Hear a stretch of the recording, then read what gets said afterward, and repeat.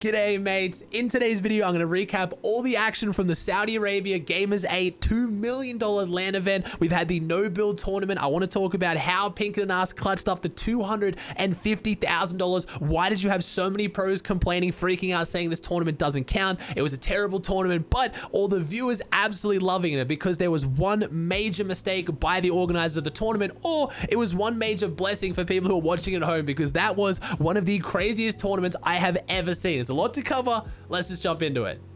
Before we talk about how the tournament finished and how Pinq and Anas clutched up $250,000 in the last game, we got to talk about how the tournament started, because this is one of the craziest tournaments I've ever watched. And not just no build crazy, not just LAN crazy, not just $2 million crazy, just crazy. So the reason for this being is because there is no build arena duos, there's only no build arena trios, and this is a duos tournament. It had to be played in the public playlist. Now there is two very big issues. There's multiple issues, but two very big issues with regular no build pubs in customs. Firstly, the plants. If you guys know, the reality South Lanes, they give you a whole bunch of loot, whole bunch of shield. In customs, they've reset every single game. So if you have yours planted near your drop spot and it's legendary, you are guaranteed legendary items and god shield every single game. But that's not bad enough. The worst thing is the tents, because the tents in a similar fashion in customs reset. So whatever you put in your tent, and you can store up to 3 items,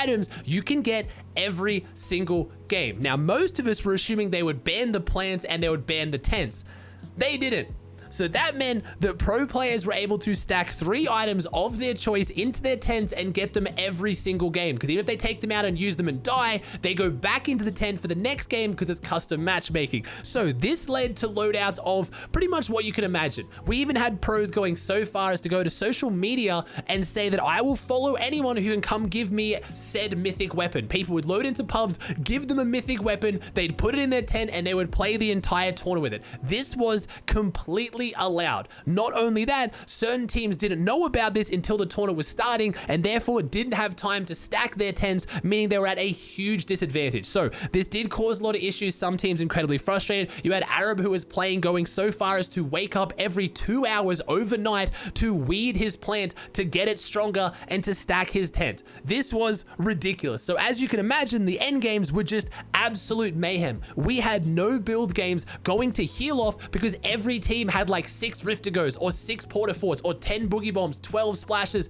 18 Shockwaves. Like, we're talking the most ridiculous loadouts you've ever seen. So I don't want to take this away from the players who did well, because as everyone is saying, they all played under the same circumstances. After day 1, you could definitely see the teams that went in with a strategy, and unfortunately teams that did have their stack tents had an advantage. But when it came into day 2, everything was out there. Everybody knew how the games were playing out. Everyone had time to hit the VODs from day 1 and figure out their strategy, and we had some new teams show up massive on day 2, and some teams unfortunately struggle after day 1. Now, again, this technically, I have to argue this because I see this argument everywhere. Just because there's less RNG, because everyone can get their god loadout, doesn't necessarily make the games more competitive. Do I think these games were as competitive as they could be? No. Were they incredibly entertaining? Yes. These end games were insane. Again, like I said, they were going to heal off because teams are just rotating in rifts up and down, up and down. You know what?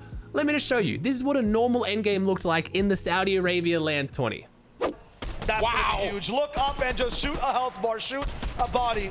Anas trying to find a way to live. Drowning inside the water. Finally jumps up, but once again, only 4 HP affected. His overshield's cracked. His dream's gone. Finally is going to be dropping down, and now it's up to Malibuka. He's got a Porta Fort still in his pocket and some shockwaves as well, so Malibuka might be able to make something extremely incredible happen here in this 1v2 situation that he's going to inevitably be in, as Epic ends up getting taken out just like that. Here comes another Porta Fort going to be coming down, and they're going to be getting up top, looking up, putting on the fire as Hin trying to dodge everything possible, but not going to be able to. He's going to be dropping his tripper and takes him down, and they're going to keep on adding insult to injury, dropping these players left and right. Naya falls, C falls as well. This is looking oh so good for Tripper and Hell Nada, but the Boogie Bomb's gonna be coming out. They're gonna be dancing, doing the Dougie. He gets sent out, gonna need a shockwave right back on in. He's gonna be able to get there. Malibuka throwing him at everybody. He's still got a Porta Fort in his back pocket. He's trying for it. It doesn't even matter. Tripper,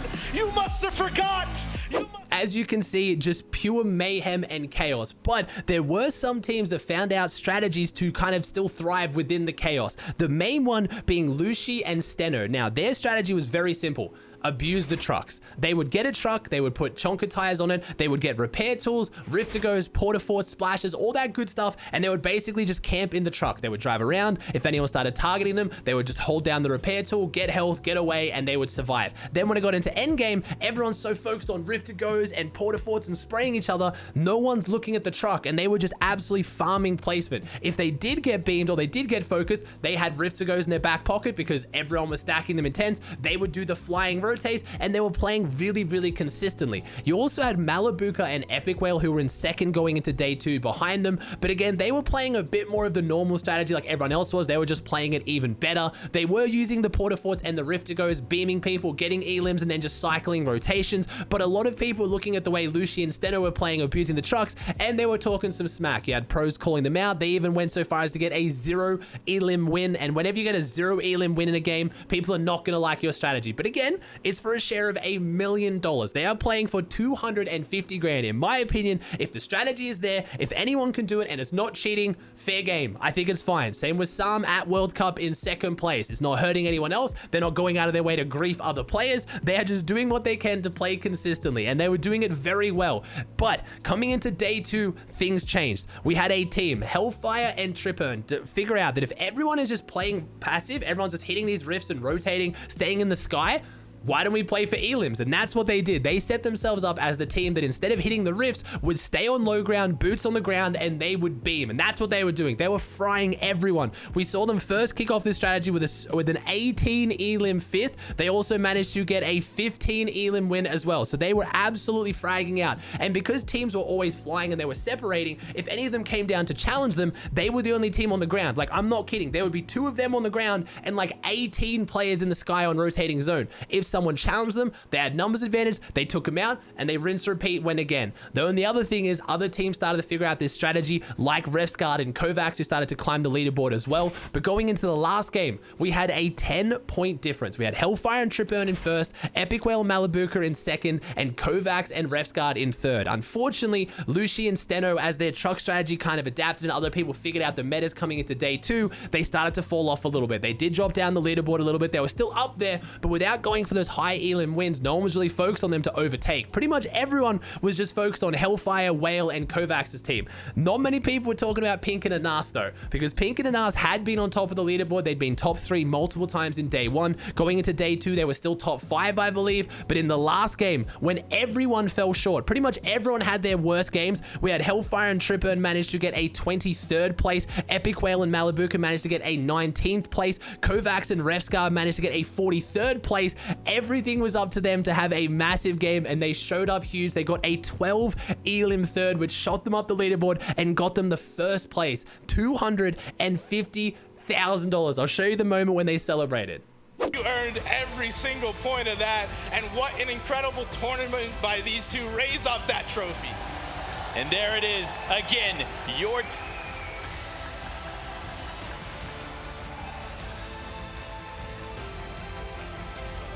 I absolutely love that Pinq and Anas won this for multiple reasons. First off, Pinq, any chance he got in an interview was to gas up Anas, saying he doesn't know why people are saying Anas isn't a crazy player. Anas is the best. He follows everything I say. He's amazing. He was just constantly gassing him up, and I don't know where this Anas hate comes from. I think Anas is a phenomenal player, and especially in no builds. Anas has won, I think, the last like 3 0 build cash cups alongside Thomas HD and Queasy. He knows this game mode, and that's what I wanted to point out as well. Yes, this was a little bit crazy, and yes, it was a bit goofy, but I would still argue some of the best teams came out on top and really performed. Do I think the leaderboard would have looked different if it was regular 0 build duo pro games? Yes, I do think it would have been different.